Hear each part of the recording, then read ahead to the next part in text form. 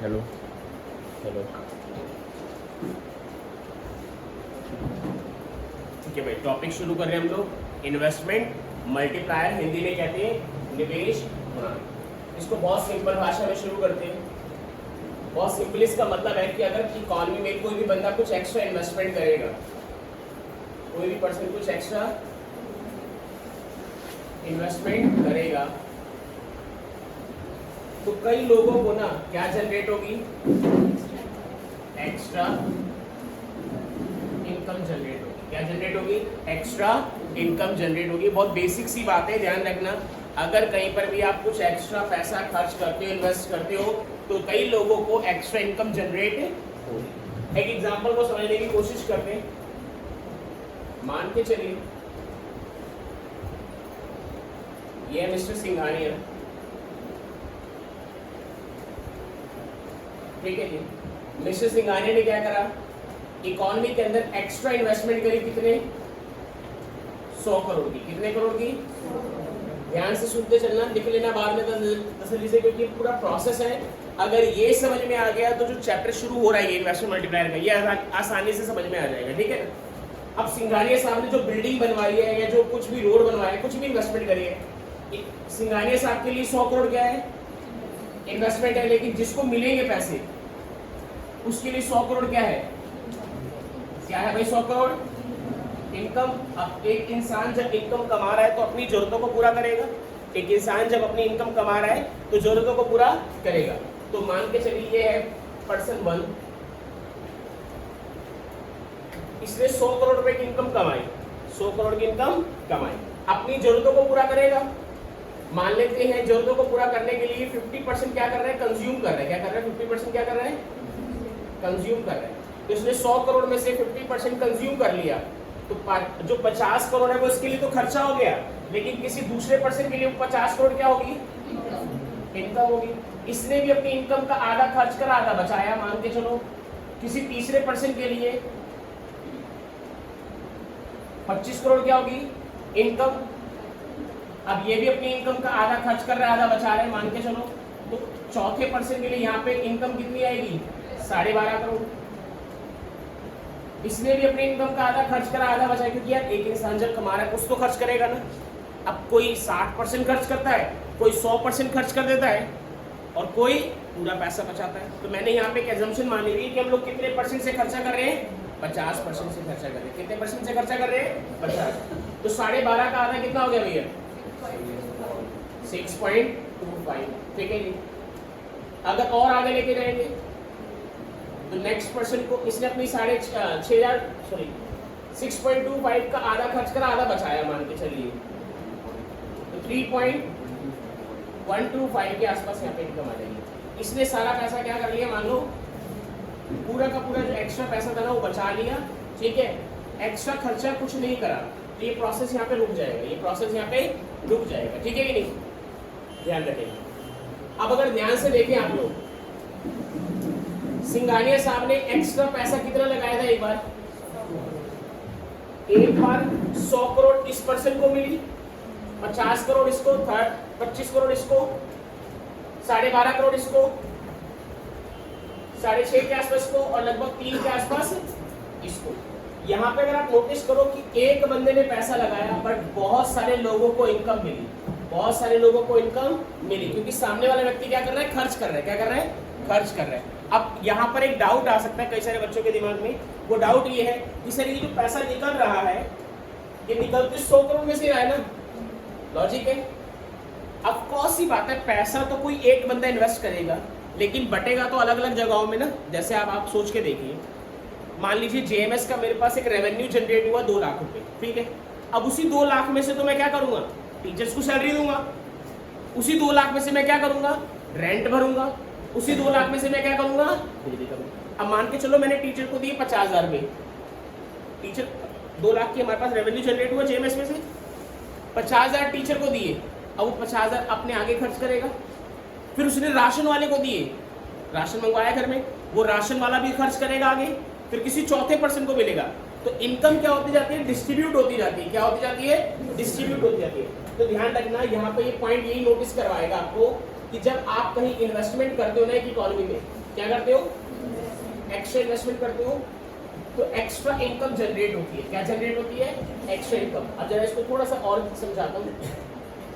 अगर मैं आपसे पूछूं कि यहाँ पे हमने एक्स्ट्रा इनकम कितनी जनरेट करी है, तो आपका सीधा सीधा आंसर आएगा, एक्स्ट्रा इन्वेस्टमेंट कितनी करी है, तो आपका सीधा सीधा आंसर आएगा कितना? 100 करोड़। एक्स्ट्रा इनकम कितनी जनरेट हुई वो ध्यान से देखेंगे सब जने प्लीज। पहली स्टेज पर डेल्टा बाई 1, यहाँ पे कितनी जनरेट हुई? 50 करोड़, तो delta by 2 second percentage. Third percent को इनकम जनरेट हुई, फोर्थ परसेंट को इनकम जनरेट हुई उसी से, फिर आगे सिक्स्थ और फिफ्थ को जनरेट हुई। फिर आगे इस वाले बंदे ने क्या करा, सारा का सारा जो पैसा था ना जो उसके पास आया, वो इसने क्या करा, सेविंग में डाल दिया। किसमें डाल दिया? इसने कोई खर्चा नहीं करा। जब इसने कोई एक्स्ट्रा खर्चा नहीं करा तो किसी को एक्स्ट्रा इनकम मिलेगी? नहीं मिलेगी सर। तो ये प्रोसेस यहाँ रुकेगा। अब इसको जरा सम अप करो, टोटलिंग करो। इसको कितनी इनकम जनरेट हुई? 50, 25, 12.5, 6.25 और 3. 3 और 6 9, 9 और 12 21, 21 और 25 46, 46 और 50 96, 196 पॉइंट लगभग इसको राउंड फिगर में ना एक मान लेता हूँ, इसको और इसको राउंड फिगर में बॉक्स कर देता हूँ। इसको कर देता हूँ 197, ब्रैकेट में लिख देता हूँ एप्रॉक्स। ठीक है जी, डन। अब नोटिस करें आप लोग, ध्यान से देखिएगा, आपने एक्स्ट्रा इन्वेस्टमेंट कितनी करी थी? मात्र 100 करोड़। और लोगों को जनरेट कितनी हुई income?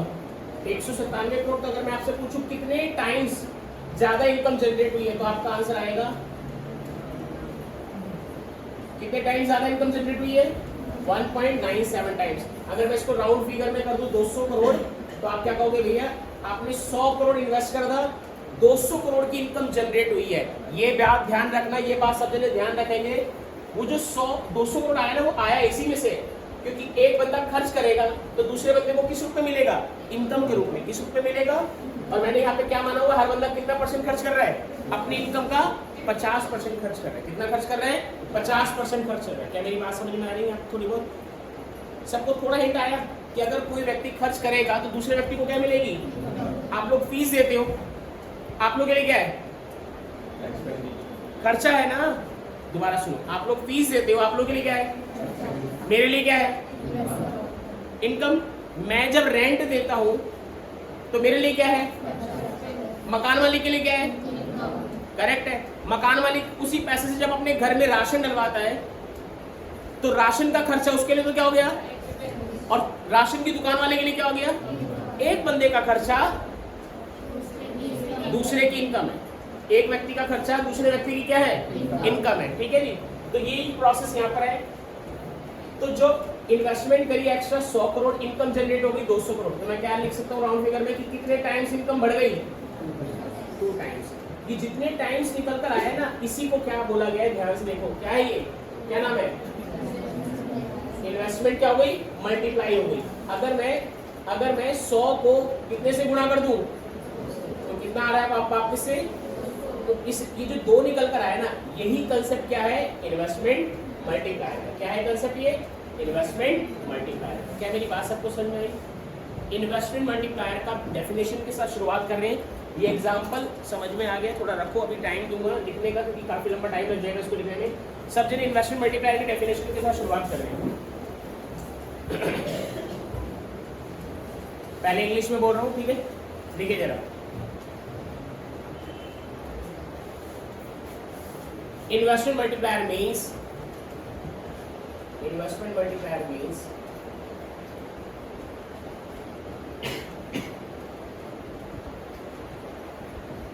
how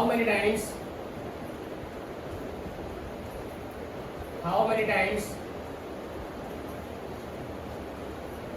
national income of an economy how many times national income of an economy increases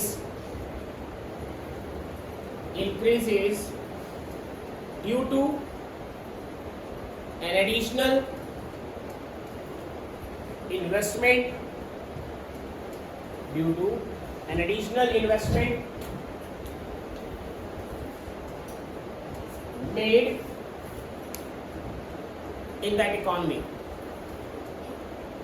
in that economy. ठीक है जी, additional investment made in that economy. Hindi में लिखेंगे निवेश गुणांक से अभिप्राय, निवेश गुणांक से अभिप्राय उस स्थिति से है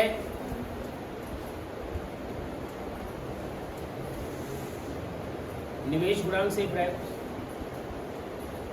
या रुको, उस स्थिति वर्ड मत लिखो क्योंकि वहां पे सेंटेंस ना आगे चल के गलत बनेगा। निवेश गुणांक से अभिप्राय है कि, ऐसे लिखो, स्थिति वर्ड हटाओ। निवेश गुणांक से अभिप्राय है कि अर्थव्यवस्था में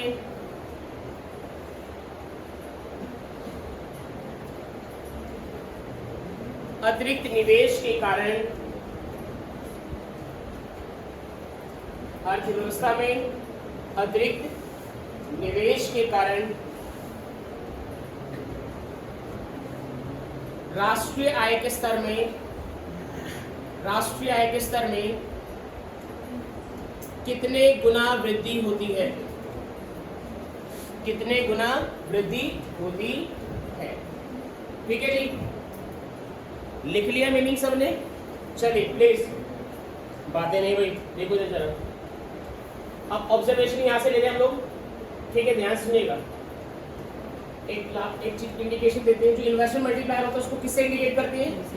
के से इंडिकेट करते हैं। किससे इंडिकेट करते हैं भाई? के से, ध्यान रखेंगे। अब नोटिस करो, अगर मुझे के की वैल्यू निकालनी है, किसकी वैल्यू निकालनी है? के की वैल्यू निकालनी है, तो वैल्यू कितनी आएगी? 2। वैल्यू 2 कैसे आए भाई? 200 डिवाइड में 100। ये जो 200 है ये क्या था टोटल? Change in income. और ये 100 क्या था भाई? एक्स्ट्रा इन्वेस्टमेंट या चेंज इन इन्वेस्टमेंट। तो अगर हम लोग इन्वेस्टमेंट मल्टीप्लायर के न्यूमेरिकल के लिए चलने शुरू करें तो उसका सबसे पहला फॉर्मूला आपके सामने आ रहा है, चेंज इन नेशनल इनकम, या इनकम भी लिख सकते हो क्योंकि मैक्रो है तो अपने आप को नेशनल इनकम की ही बात हो रही है। और चेंज इन इन्वेस्टमेंट, तो इसकी एक और डेफिनेशन बन सकती है भाई। डेफिनेशन क्या बनेगी? नोटिस करो कि इन्वेस्टमेंट मल्टीप्लायर मींस रेशो, क्या? किस किस के बीच का? एंड, ठीक है, तो और डाल के बीच में को डेफिनेशन लिखो। पेपर में हो सकता है आप लोगों को रेशो के वर्ड में पूछ ले। लिखो, investment multiplier means, investment multiplier means ratio between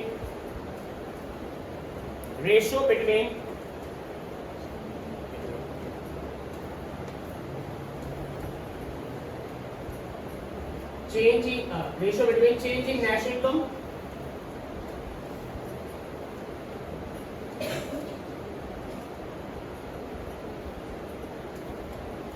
and change in investment.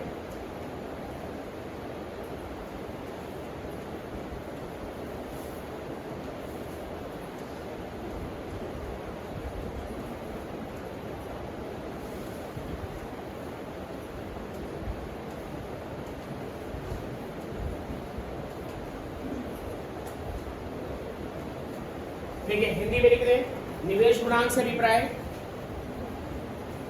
निवेश गुणांक से अभिप्राय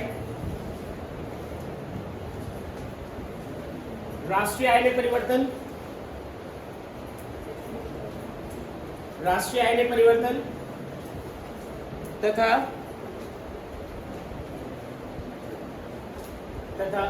निवेश में परिवर्तन के अनुपात से होता है, निवेश में परिवर्तन के अनुपात से होता है। ठीक है, डन। यहाँ तक ये जो ऊपर का ड्राफ्ट है ना, प्लीज घर पे जाके बना लें क्योंकि टाइम कंज्यूम होगा। वीडियो बनी रही है तो मैं अपलोड कर दूंगा, तो घर पे ऐड कर देना। अब जरा आगे चलते हैं थोड़ा सा।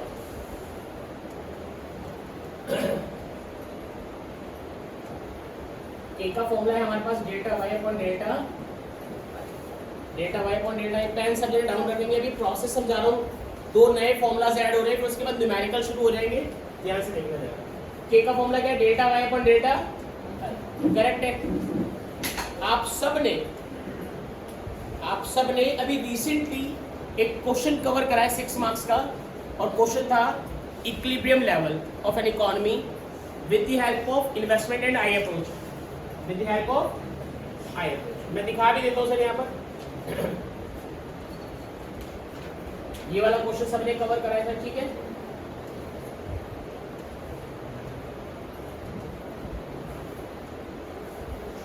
Show the equilibrium level of income in an economy according to investment and saving approach। सबको याद होगा इकोनॉमी कब इक्विलिब्रियम में थी, कब संतुलन में थी, जब एस और आई इक्वल है, ठीक है, ध्यान रखना। वापिस आते हैं टॉपिक पे। अब जब हमारे को पता है k equals to delta Y upon delta I है ना, तो ध्यान से सुनिएगा,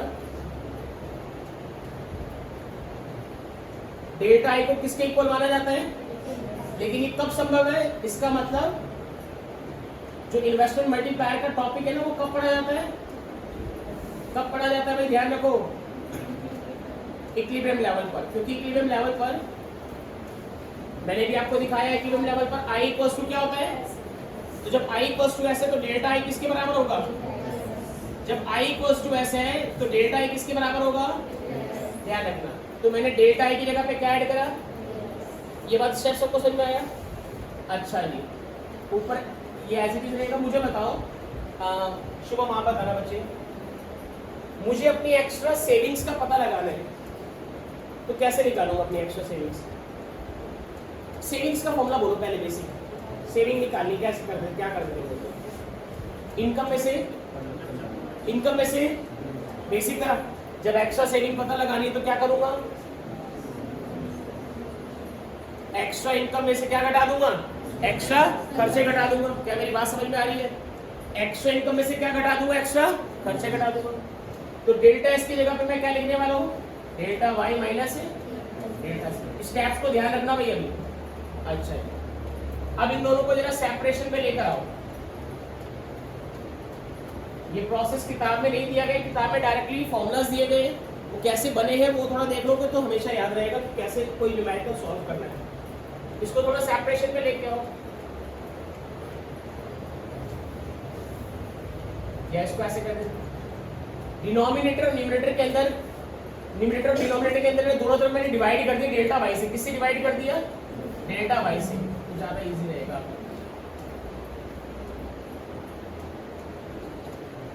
वाई से वाई कैंसिल होगा, ऊपर तो क्या बचेगा भाई? ऊपर बच गया भाई, ठीक है। अब अगर ये सेपरेट होंगे,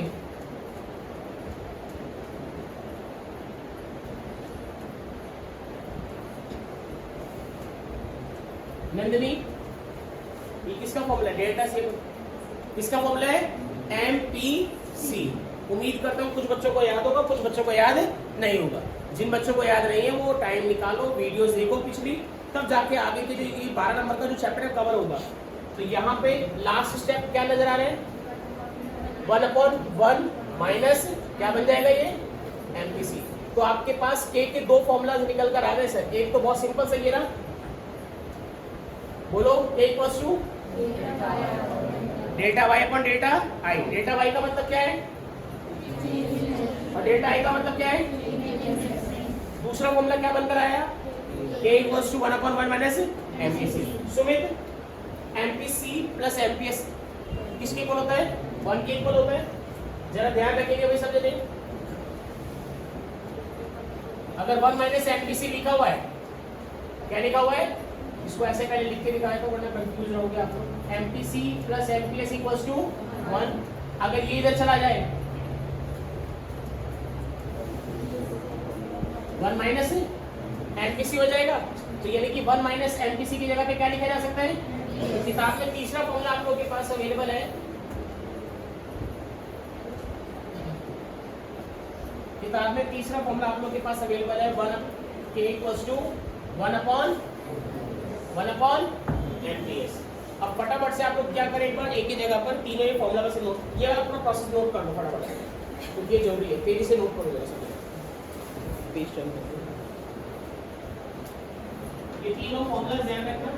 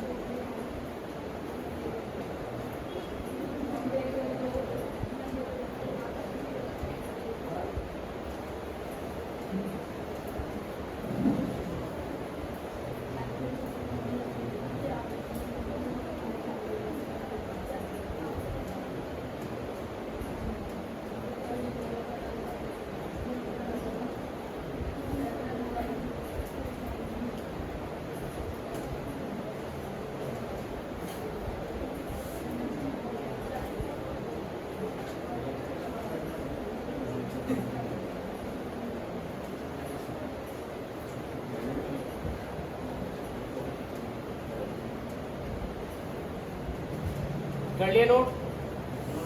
तुम लोग टेस्ट टेस्ट देने आए थे ना कई सारे बच्चे, थोड़ी सी तो शर्म रखो अपने अंदर कि जो टेस्ट देने नहीं आए थे। अरे मैं यार फंक्शन में बिजी था, तभी तो टेस्ट कंडक्ट करके गया था कि वो टाइम यूटिलाइज हो जाएगा। लेकिन तुम लोगों को इनकैश करना है ही नहीं चीज़ों को। किसी को बाहर जाना है, किसी को कहीं जाना है, किसी को कहीं जाना है।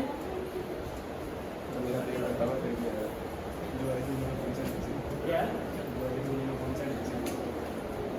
अपने ऊपर ही खर्च करो ये टाइम को, नहीं तो बाद में एहसास होगा कि भैया हाँ नहीं कर पाए हम लोग मेहनत सीखने। कर लिया नोट? ओके एक बार फटाफट से रिकॉल करते हैं। के का पहला फॉर्मूला क्या है? Delta Y upon delta. दूसरा फॉर्मूला बोलो 1/1 माइनस। तीसरा 1/एम पी एस। ठीक है जी, शुरुआत करते हैं कुछ छोटे छोटे न्यूमेरिकल्स के साथ। पहला न्यूमेरिकल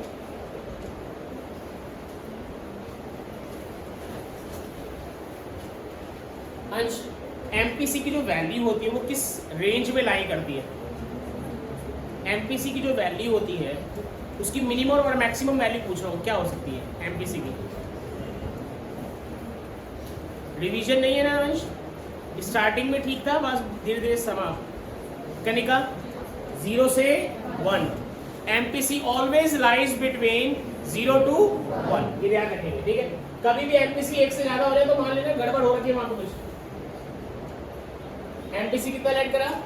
0.8। कहते बताओ के की वैल्यू कितनी होगी? पहला क्वेश्चन ये रहेगा हमारा। दूसरे केस में लेट एमपीएस कर देते हैं इसको। एमपीएस हो गया 0.4, तो बताओ के की वैल्यू क्या होगी? ठीक है। उसके बाद तीसरे केस में हम ले लेते हैं इकोनॉमी में एक्स्ट्रा इन्वेस्ट इनकम, बताओ कितनी हुई है?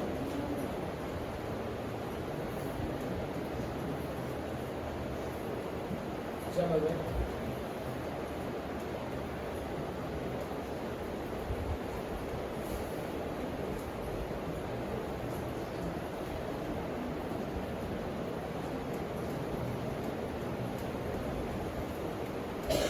ठीक है बच्चों, 2 मिनट के लिए जल्दबाजी मत करना कि हमें आंसर निकालने। पहले क्वेश्चन है, पहले समझो रिलैक्स होके, क्योंकि ये 1 मार्क में आएंगे मेरे जो क्वेश्चन है।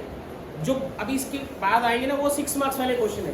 तो 6 मार्क्स के क्वेश्चन को बेहतर तरीके से समझने के लिए 1 मार्क की जो बेसिक्स बातें होती है वो ध्यान से समझिएगा। ठीक है, चलिए पहला सिंपल सा क्वेश्चन है हमारे पास। Let MPC equals to 0.8। K का फॉर्मूला सबको पता है, K equals to 1/1 minus MPC. जो वैल्यू दे रखी है उसी वैल्यू को पुट कर सीधे तौर पर आपको नजर आ रहा है कि के की वैल्यू कितनी आ जाएगी? 5 आ जाएगी। कितनी आ गई भाई? 5। 1 मार्क का क्वेश्चन। सेकंड क्वेश्चन में देखो, नोटिस करोगे एमपीएस दे रखा 0.4।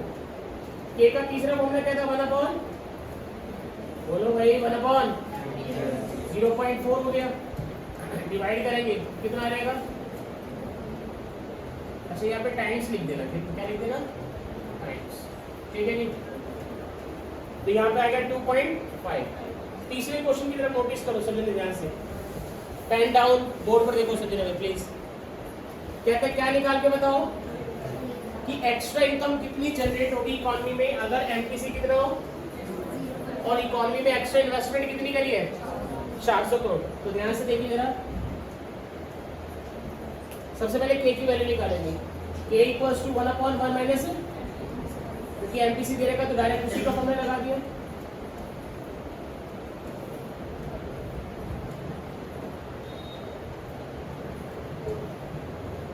.25 कैंसिलेशन होगा, कितना आ जाएगा 4 आ जाएगा। के की वैल्यू कितनी आ गई 4।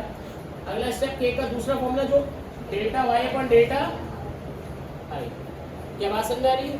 Delta Y upon delta I, यही था ना फॉर्मूला, सबको याद है ना? के की वैल्यू कितनी, डेल्टा आई कितना दे रखा है क्वेश्चन में,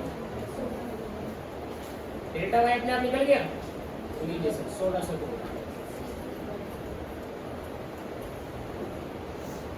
क्या बात समझ में आई सबको? भविष्य से थोड़ी बहुत बात समझ में आई? फटाफट से तीनों क्वेश्चनों को नोट करो आप लोग, फिर थोड़े किताबी क्वेश्चन उठाते हैं।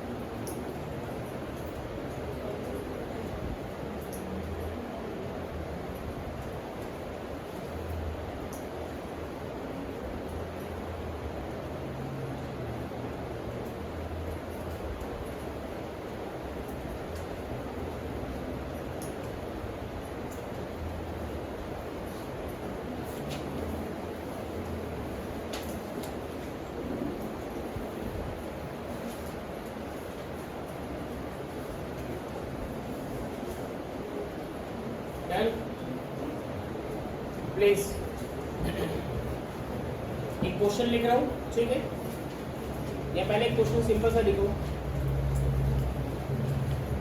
What will be value of, what will be the value of के, जब भी मैं के बोल रहा हूं तो इन्वेस्टमेंट मल्टीप्लायर बोल रहा हूं, ठीक है ना? मैं शॉर्ट फॉर्म बस यूज कर रहा हूं। What will be value of के if MPC equals to MPS, if MPC equals to MPS। मैं दोबारा रिपीट कर रहा हूँ, what will be value of K if MPC equals to MPS। जिसको समझ में आता है वो ट्राई करे, गलत होगा इसका कुछ नहीं होगा। हिंदी वाले क्वेश्चन लिखे जरा, यदि MPC और MPS का मान बराबर है, यदि MPC और MPS का मान बराबर है तो निवेश गुणांक का मान क्या होगा? तो निवेश गुणांक का मान क्या होगा? ये कर लेना सभी लोग, कर ले, ठीक है जी।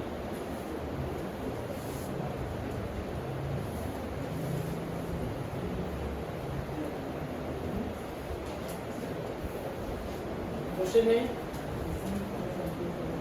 के की वैल्यू बताओ भाई, बातें नहीं करो, सॉल्व इसको, लगाओ दिमाग। 1/1 मेरे को के की वैल्यू बताओ, नेट के की वैल्यू कितनी आई 2 आई।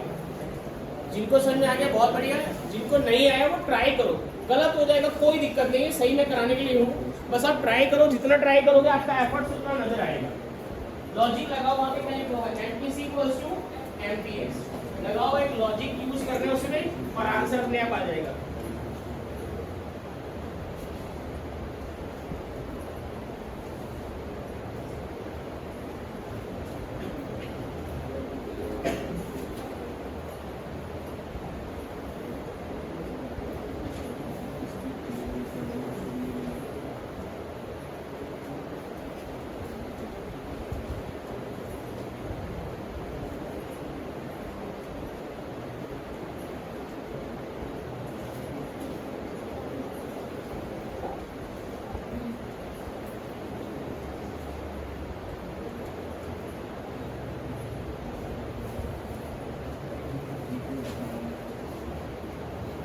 हाँ जी,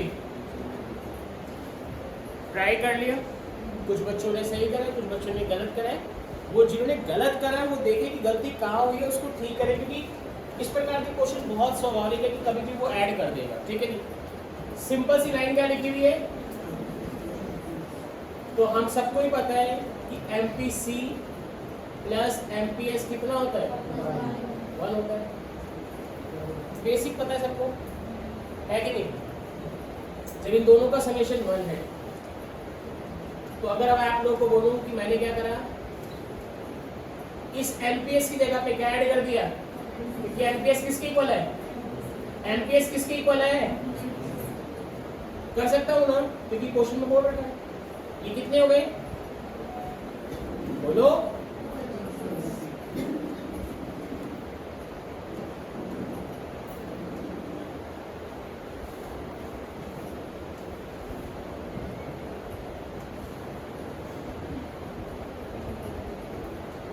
तो इसका मतलब यहाँ पर क्या नजर आ रहा है, एमपीसी की वैल्यू क्या है, 0.5। आपको यहाँ पर भी दिमाग लगा सकते हैं। ये मैंने इसलिए कराया कि आपको डीप समझ में आए। 1 मार्क का क्वेश्चन तो आपको डायरेक्ट आंसर बताना है, वहाँ पे क्या बताना है, आंसर। वो इतना डीप नहीं लेके जाना। ये मैं आपको समझाने के लिए बताया कि कैसे आप वैल्यू लिख सकते हो। वरना इतने समझदार आप हो कि दोनों की वैल्यू होती है इक्वल टू 1 आ रही है, तो बराबर कब होगी, जब ये भी 0.5 और ये भी, तभी तो क्या आएगा, 1 आएगा। ठीक है, तो आपके पास एमपीसी कितना आ गया, एमपीएस भी कितना होगा, बोलो भाई? ठीक है, उठाओ फॉर्मूला, पुट कर दो k = 1 एमपीएस। k की वैल्यू कितनी आ गई भाई, k की वैल्यू आ गई 2। ठीक है, प्लीज फटाफट से नोट करें। जिन्होंने गलत करा या जिन्होंने नहीं करा था वो नोट करें। अगले क्वेश्चन की तरफ चलते हैं आपको लेके।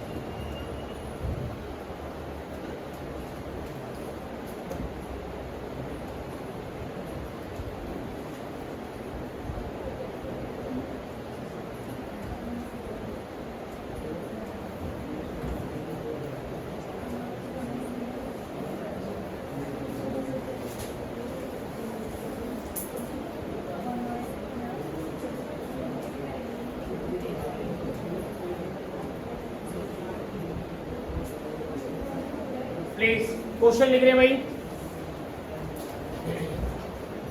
लिखे जरा question. In an economy,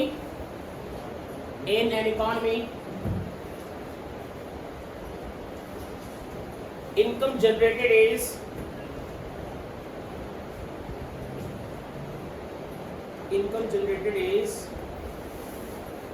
4 times the increase in investment.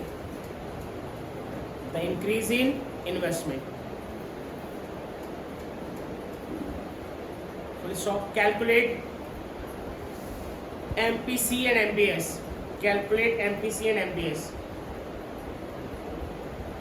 Hindi में लिखेंगे, एक अर्थव्यवस्था में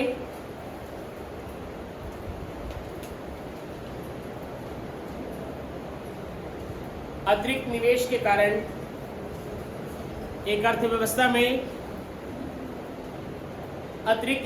कारण, आय का स्तर 4 गुना बढ़ गया है।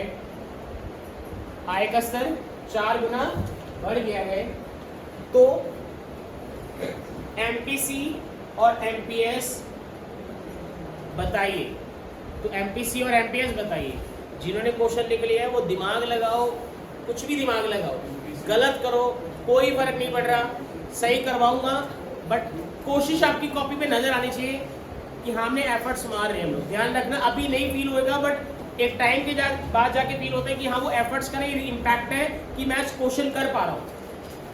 मेरे समझाने की बात तो सिर्फ सुनोगे ना तुम लोग। तो पहला है कि आप लोग ट्राई करो, गलत होगा कोई फर्क नहीं पड़ता, इसमें कुछ कह रहे हैं।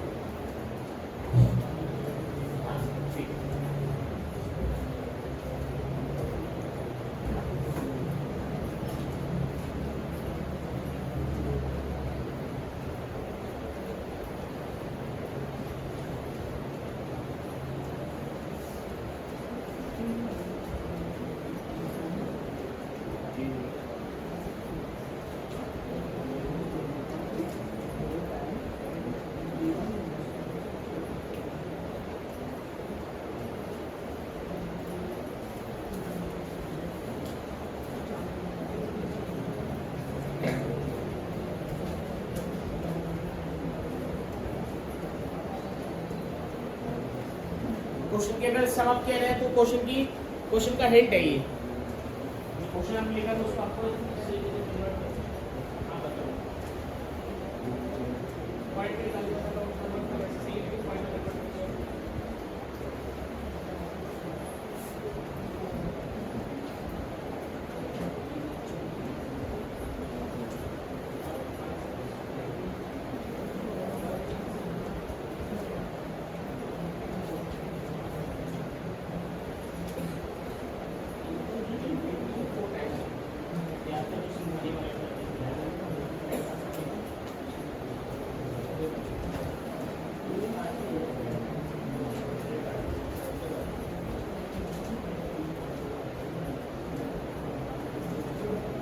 बहुत सिंपल क्वेश्चन है बच्चों, बस थोड़ा सा हिंट लगाना होता है कि यार ये तो करेक्ट हो गया। ठीक है हाँ,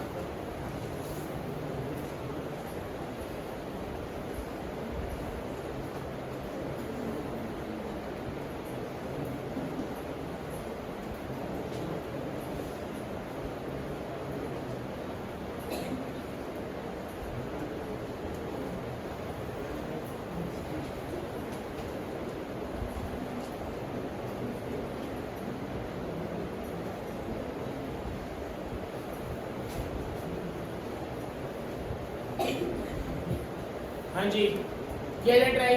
जिन्होंने करा बहुत बढ़िया, जिनसे नहीं हुआ कोई दिक्कत नहीं है, और जिनसे गलत हुआ है वो देखेंगे कि हम कहाँ गलत हो रहे हैं। सीधे तौर पे लिखा हुआ है कि जो इनकम है ना, जो जनरेट हो रही है किसके कारण, जो इनकम जनरेट हो रही है कितने टाइम्स है। तो जब यार एक चीज नोटिस करो, ध्यान दो इस वाले एग्जाम्पल, एक्स्ट्रा इन्वेस्टमेंट के कारण एक्स्ट्रा इनकम जितनी जनरेट हो रही है वो यहाँ पे क्या लिखा था, और वही तो क्या था, नोटिस में आ रहा है, समझ में आ रही वाली बात है। ठीक है चलिए वापिस आते हैं, इसके आंसर को देखेंगे। तो जिसने 4 टाइम्स दे रखा है ना, क्या दे रखा है, के की वैल्यू दे रखी है। किसकी वैल्यू दे रखी है, के की वैल्यू। क्योंकि मैं दोबारा लाइन रीड कर लो, अगर समझे रीड करना चाहो, लिखा था इनकम जनरेटेड इज 4 टाइम्स। कितने टाइम्स, किसके कारण, इंक्रीज इन इन्वेस्टमेंट के कारण। तो भैया जब इन्वेस्टमेंट के कारण इनकम जनरेट हुई है 4 टाइम्स, वो जो 4 टाइम्स है ना वो क्या हो गया आप लोगों का, के की वैल्यू होगी। किसकी वैल्यू होगी, के की वैल्यू होगी। उसके बाद आपको पता है के का एक फॉर्मूला क्या है, 1/MPS लगा दिया, ये इधर जाएगा ये इधर आएगा, K equals to sorry MPS equals to 1/4 हो जाएगा। 1/4 का मतलब क्या हो गया, 0.25। और अभी थोड़ी देर पहले आपको पता है, पढ़ा था आप लोगों ने, MPC plus MPS equals to, अगर ये बाबूजी 2.05 है तो ये भाई साहब कितने होंगे, 0.75। तभी बनाएगा सर लॉजिकल है। तो यहाँ पे मैं क्या लिखूंगा, MPC इक्वल्स टू, ये आंसर हो गया हमारा, ये हो गया हमारा आंसर। प्लीज फटाफट से नोट करो भाई नोट।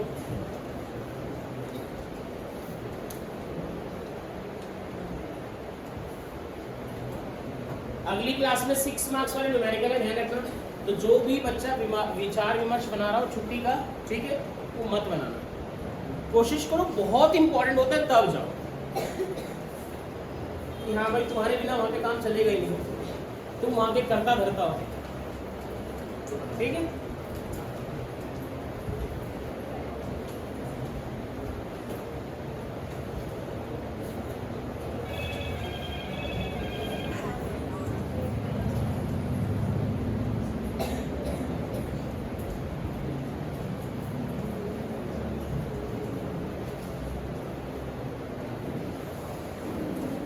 Then, एक और क्वेश्चन करते हैं सर, तब तक इंग्लिश में लिखेंगे क्वेश्चन को। In an economy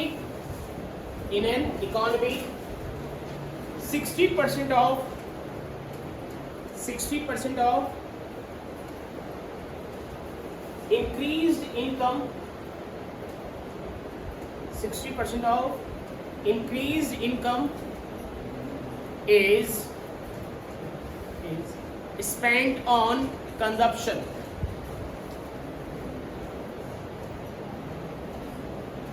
Spent on consumption, full stop. If 4 crore are invested in a project, comma, find out the increase in income and saving. The increase in income and saving. ठीक है जी, हिंदी में लिखे जरा। एक अर्थव्यवस्था में आय में वृद्धि का, एक अर्थव्यवस्था में आय में वृद्धि का 60% भाग खर्च कर दिया जाता है, ठीक है, मोनोग्राम। यदि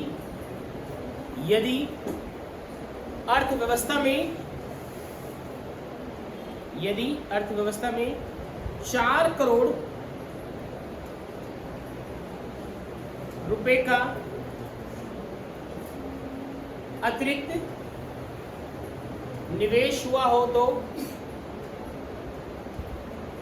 आप लोगों के पास कॉपी और पेन और क्वेश्चन वो इसलिए लिखवाया गया कि आप वो सॉल्व करने की कोशिश करो। इधर उधर ध्यान कहाँ लगा रहा है हरमन? अच्छा ठीक है, सॉरी। मैंने क्या बोला हिंदी में आखिरी वर्ड? 4 करोड़ बोल दी मैंने। यदि अतिरिक्त निवेश 4 करोड़ हुआ हो तो अतिरिक्त आय और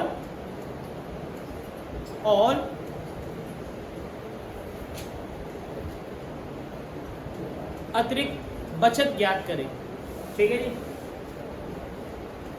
ये हमारी क्लास के लिए आखिरी क्वेश्चन है सॉल्व करने के लिए।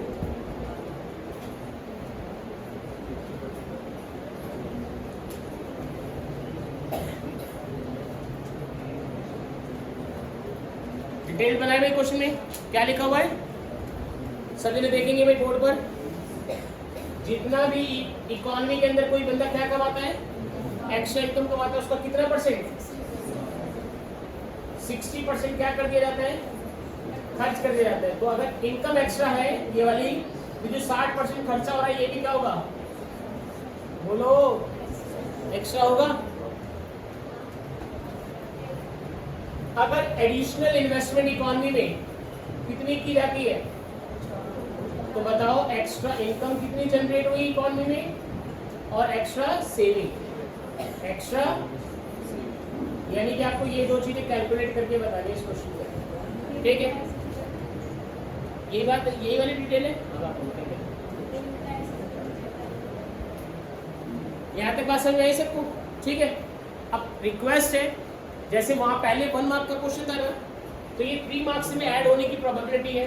तो पहला क्वेश्चन है 3 मार्क्स की कैटेगरी को बिलोंग करता हुआ, वो ध्यान से देखो। जिनको आगे वो बहुत बढ़िया, जिनको नहीं है वो ध्यान से देखिए, कोई कंसंट्रेशन इधर उधर ना करें, ठीक है? नोटिस करो भाई सबसे सबसे पहले।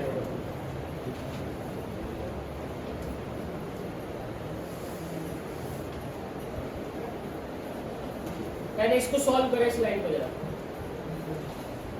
एक्स्ट्रा कंजप्शन किसके इक्वल है? 60% ऑफ एक्स्ट्रा इनकम का। परसेंटेज डेटा बटे में 100 आ गया, ऑफ की जगह पे मल्टीप्लाई आ गया किसका? ये इधर मल्टीप्लाई में रहेगा तो भाई बोर्ड पर देख लो, जो बच्चे ज्यादा होशियार बन रहे हैं बाद में क्वेश्चन सॉल्व नहीं होने इधर से। Delta C upon delta Y किसका फॉर्मूला है? Delta C upon delta Y किसका फॉर्मूला है गधो? एमपीसी। तो अल्टीमेटली जो वैल्यू दे रखी है किसकी वैल्यू दे रखी थी? एमपीसी। अब हो सकता है कुछ केसेस में यहाँ पर इसको हटाकर क्या कर दे, डेल्टा क्या कर दे, तो वो किसकी वैल्यू बन जाएगी? एमपीएस की बन जाएगी। किसकी वैल्यू बन जाएगी? ध्यान रहेगा, ये बन गई एमपीसी, वो क्या बन जाएगी? एमपीएस। ठीक है, डन।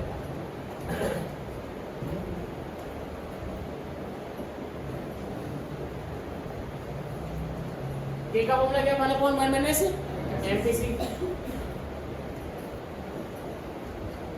0.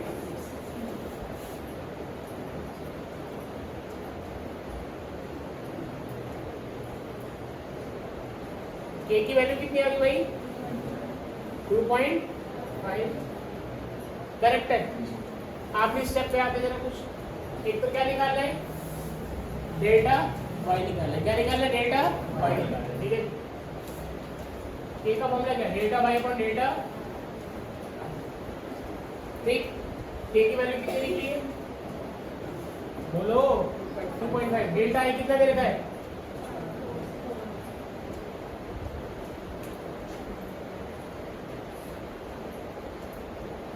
चार को 2.5 से मल्टीप्लाई करेंगे 10 करोड़ आएगा। तो डेल्टा वाई कितना हो गया यहाँ पर?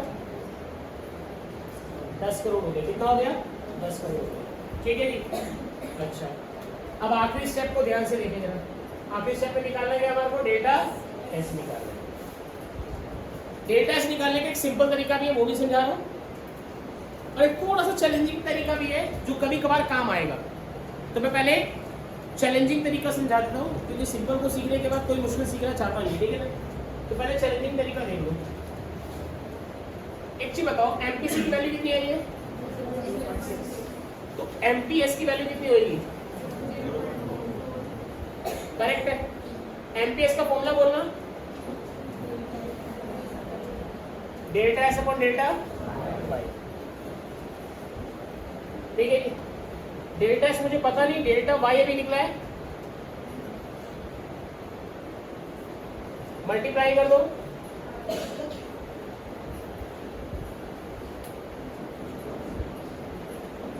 डेल्टा एस कितना आ गया? बोलो भाई कितना आ गया? ये तो है थोड़ा सा फॉर्मूला वगैरह पुट करने का तरीका। अगर इन्वेस्टमेंट मल्टीप्लायर के न्यूमेरिकल हम कर रहे हैं तो ध्यान रखना डेल्टा एस की वैल्यू हमेशा किसके बराबर आएगी? डेल्टा आई के बराबर आएगी, क्योंकि मैंने क्या सिखाया था स्टार्टिंग में ही जब मैं फॉर्मूलाज बना रहा था, अगर आपको याद हो तो मैंने एक जगह लिखवाया ही पहली बार। कहाँ बनाया था मैंने? यहाँ पे बनाया था। क्या लिखवाया था? डेल्टा आई किसके इक्वल होगा? क्योंकि ये जो कंसेप्ट है हम कौन से लेवल पे पढ़ते हैं, इसी वजह से आप नोटिस करो यहाँ पर डेल्टा आई 4 करोड़ है, डेल्टा एस भी कितना है? 4 करोड़। तो ध्यान रखना, अगर कभी 1 मार्क के क्वेश्चन में आया और फटाफट से सॉल्व करनी चीजें, या 4 नंबर में भी आए लेकिन आपको फटाफट करना है, तो जो डेल्टा आई की वैल्यू दे, क्योंकि क्वेश्चन के अंदर वही डेल्टा एस बनेगा, वही डेल्टा एस बनेगा। करेक्ट है, नोट करो। आज के धारावाहिक को यहीं पे समाप्त करेंगे, ठीक है?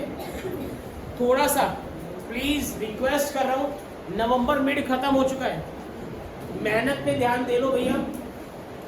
Accounts, eco, BST, mathematics, pol science, history, जो भी आपके सब्जेक्ट है, एक प्रॉपर टाइम इक्वेशन बांटो। नहीं करोगे बाद में आपको दिक्कत जरूर फेस करनी पड़ेगी, ठीक है? इस न्यूमेरिकल के साथ क्लास को खत्म करते हैं। सेम मैं ये जो क्लास है अभी घर जाके अपलोड कर दूंगा, ठीक है? जो स्टार्टिंग का पोर्शन है सिंघाने वाला एग्जाम्पल, वो मिस मत करना, जरूरत पड़ेगी उसकी। अभी चलते हुए आगे न्यूमेरिकल्स में 6 मार्क्स का थ्योरी बेस्ड क्वेश्चन है, जो सिंगानिया के एग्जाम्पल पर बेस्ड है, ठीक है। प्रॉपर अपने नोट्स कवर करना। बैच 1 जो आपके 3 पेजेस छुड़वाए वो अभी 1-2 क्लासेस के बाद कवर करवाऊंगा, ठीक है। थैंक यू सो मच, आप लोग आने का जा सकते हैं आप लोग।